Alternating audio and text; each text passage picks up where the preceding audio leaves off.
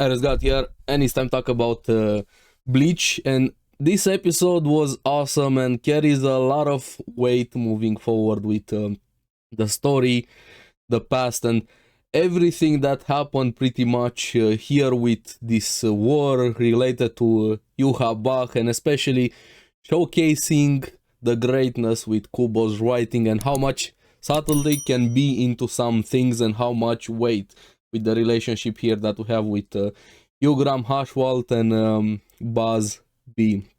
Their flashback and connection here and what happened between them, this friendship versus loyalty, and two very different people coming together but then ended up going different ways because of their circumstances and because of each other also. So let's get into this episode. But also I'm still sick, so I'm sorry if I'm talking through my nose and probably gonna cough. We'll see. I'm gonna try and hold it a bit maybe for the video, but yeah, I'm getting over it. But second wave has been kicking my ass of this this call. So again, apologies for the weird voice and if maybe I miss some things. So let's get into the episode. Now we get a lot of flashbacks here with Jugram and Bazz B with their first meeting with Jugram hunting for a rabbit, but him having this complex about not being able to do pretty much anything. His entire life he was put down, especially as a Quincy. He wasn't able to manifest his Quincy powers, which is a very important thing and kind of shaped him and propelled him into this direction, but he didn't know why or how, and then he runs into Bazz B, who is very outgoing and pushing and actually pushing his intentions and views and dreams into others, very outgoing and outspoken, kind of a bit complete opposite with Jugram, and then works to bring them together at the start, but also towards the end breaks their relationship here with their first meeting, which shows that the complexity of humans and how we affect others and us around is very, very muddled, so to say. But then back in the present, we have Bazz B versus Haschwalth. The fight starting there, Bazz B still being angry about Haschwalth and what happened, being left behind. But there's a lot more to that and their history, their relationship. We see a bit slowly the flashback with Bazz B's house being burned down, not fully getting the context yet. I'm really liking what they did with this episode. It felt much longer than 20 minutes, but in a good way. I was very captivated there and watching quite a lot, and so glad we finally got this animated, and the art style, how it looked, the cinematography, the camera movements for it, just this score has been cooking so much for Bleach is insane. And seeing these two character complete opposites, Bazz B and Jugram Haschwalth, as kids becoming friends there, slowly spending time together, and kind of in a way Bazz B kind of adopted Jugram. He even pushed him, hey, from now on you're my underling here, and realizing there's a bit more to Jugram's situation when referring to him being sent out to hunt for his family after finding out that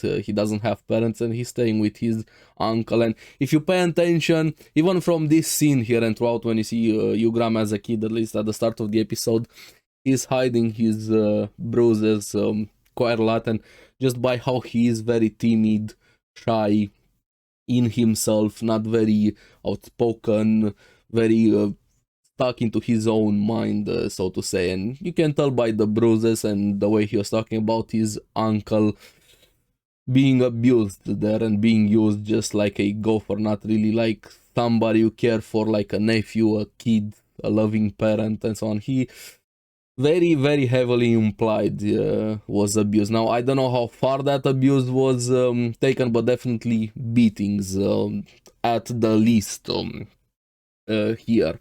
But after this, we see the full context of that burning house city, Bazz B's city being burned to the ground by Yuha, an opposing clan there, and this is how Bazz B started on the road for revenge, and he kind of pushed this also onto Jugo, or Jugram. Jugo was the nickname for Haschwalth there, and he tagged along and kept dragging Hugo with him.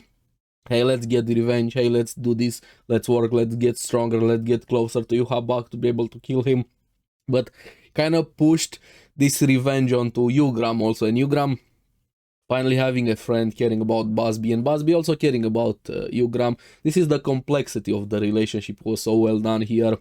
But he never really had a main reason, so to say, to have that revenge. Yuhabak never destroyed his family and kind of in a way saved him, ironically, there from his uncle, with his uncle dying during all of that here. But he still tagged along with Bazz-B there, slowly working together. And Bazz-B kind of got into his head that he's a genius, he's stronger, and he slowly started viewing Hugo as without talent. But he appreciated how hard Hugo was working, and this plays such a big role later when you get the full context and reveal and what that did to their relationship here. And Bazz-B got over his head, got a big head way too much, thanks to this. But then we see Yuhabak actually being involved there, and him starting the Stern Reader to invade the Soul Society after he conquered everything around him. No more quincies to conquer and everything, and the road to revenge being long, 5 years. Hugo and Bazz together working, trying to get closer, and this is how Bazz started feeling like he's this genius, this prodigy here, and seeing Jugram without talent throughout all of their time together, even though they cared for each other here. And then when Yuhabak officers started recruiting for Stern Ritter, Bazz instantly started jumping in, hey, let's join, and dragging Hugo along as always. But they got declined, or at least deferred, by the commander Hubert when you find out his name later, saying, hey, the test is gonna happen sometime after. Even from here you get inklings there's a lot more to Jugram than there's to Bazz-B, to their power, because even Hubert says that Bazz-B is not that strong, he's just a kid, a brat, and so on, which is true both. But if he was the genius that Bazz-B thought himself he was, somebody else would have probably also realized. But he was so full of himself that Bazz-B was ignoring a lot of the things there, and he actually challenges the officer to a fight. But before anything could happen, Yuhabak comes in and pushes all of them down with his spirit pressure, like everybody around there just down on the floor, like a force of gravity of nature putting you down. And this is why I like Bleach a lot, when you have this power actually feeling like power, the weight of power. Here I was like, yeah, I know this is gonna go here. Even without the manga, you can tell what was gonna happen when everybody was gonna get up, and Yuhabak started talking, looking for his right hand man, and then you have Bazz-B thinking, yes, that must be me, and he struggles to get up, doing everything he can. And when he lifts his head, that scene was so good.